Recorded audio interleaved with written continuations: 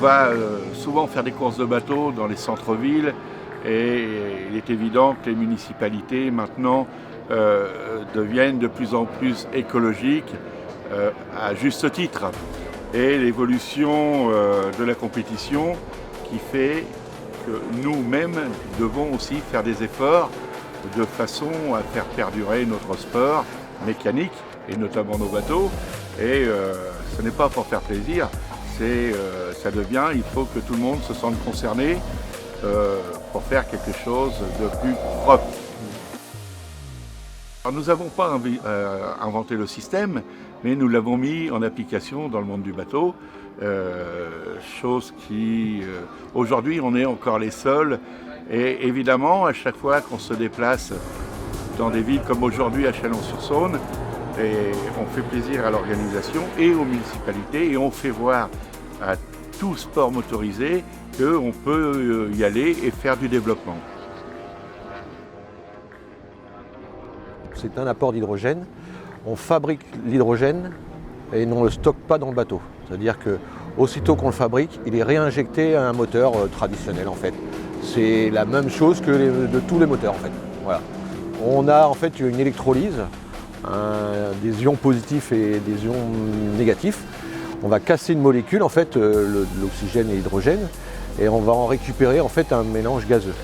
On repasse dans des filtres décanteurs et on va directement ce mélange en fait l'apporter sur la manche à air en fait, au niveau du moteur. C'est un kit qu'on adapte au moteur de plaisance qui n'a jamais été fait.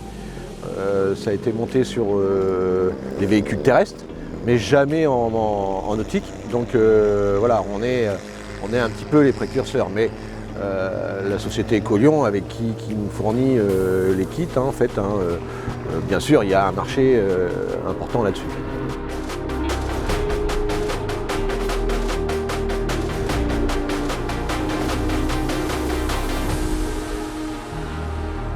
L'aspect hydrogène, ça ne nous apporte pas plus de puissance que ça.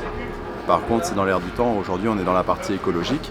Le but, que ça soit sur les 24 heures, sur le championnat de France, les autres teams ont un petit peu du mal à suivre le pas. Il y a des teams qui commencent à s'y intéresser aussi un petit peu. Bon, maintenant, l'aspect vraiment, c'est un gain de carburant qui est d'environ 25%, grosso modo, ce qui n'est pas négligeable, ce qui nous permet d'embarquer des réservoirs plus petits.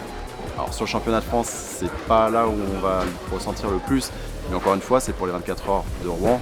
On fait des relais de 2 heures. Un kit complet qui va peser environ 3 kg, et ben, on part avec un réservoir qui fait quasiment 10 kg de moins. Le calcul est vite fait déjà sur le rendu. On récupère les gaz d'échappement à l'instantané pour en fabriquer pratiquement à 100% de la vapeur d'eau. Donc un moteur écologique. On nous parle que d'écologie pour la planète et nous on essaierait d'être un bateau 100% écologique.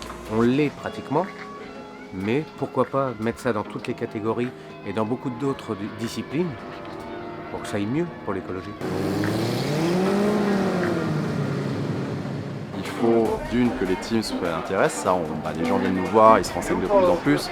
Et dans un second point, il faut que tout ce qui est organisation de course, la fédération, que ce soit nationale, internationale, même par la suite, pourquoi pas, peut-être force un petit peu le pas pour franchir cette marche et passer sur vraiment un système écologique. Bien sûr, VSI est partenaire de la fédération dans le développement et aussi avec le club organisateur du Rouen Yacht Club pour justement faire évoluer cette possibilité de mettre ce système hydrogène sur les bateaux. Alors, vous dire que demain, en 2022, tous les bateaux seront équipés d'hydrogène, il ne faut pas non plus aller être trop rapide dans la démarche, mais de les aider à ce qu'on puisse avoir des bateaux équipés de ce système, oui, complètement.